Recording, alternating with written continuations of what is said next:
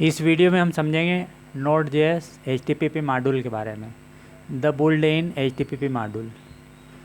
Node.js has a built-in module called HTTP which allow Node.js to transfer data over the hypertext transfer protocol HTTP. Node.js में HTTP नामक एक built-in module है जो Node.js को hyper text transfer protocol HTTP पर data transfer करने की अनुमति देता है। इसको हम लिखते हैं कि to include the HTTP module use the required. अगर इसका उपयोग करना है हमें तो हमें लिखना पड़ता है रिक्वायर्ड फंक्शन।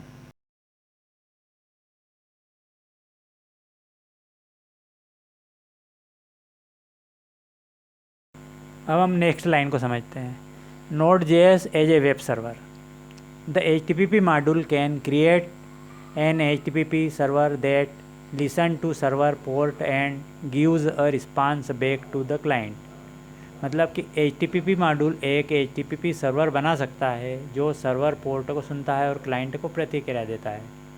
उसके लिए हमें लिखना पड़ता है create server function to create an HTTP server. The function passed into the HTTP create server method will be execute when someone try to access the computer on port 8080। Function HTTP create server method में passed किया गया है जब कोई port 8080 पर computer तक access का प्रयास करता है तो उसे एग्जीक्यूट किया जाएगा।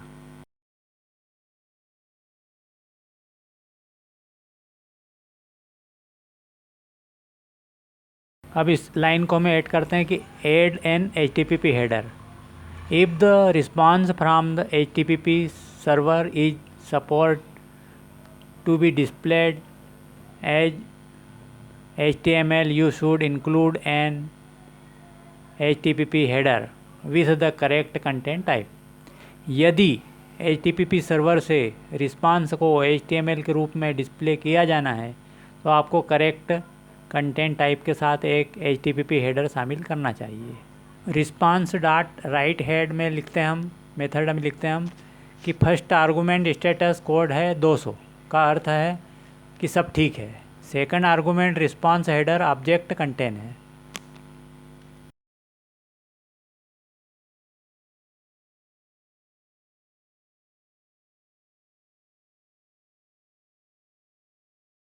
Read the query string.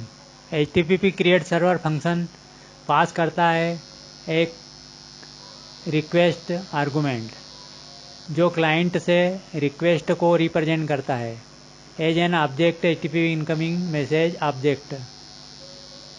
Response dot write request dot URL। इस ऑब्जेक्ट में URL नामक एक प्रॉपर्टी है जो डोमेन नाम के बाद आने वाले URL का हिस्सा रखती है।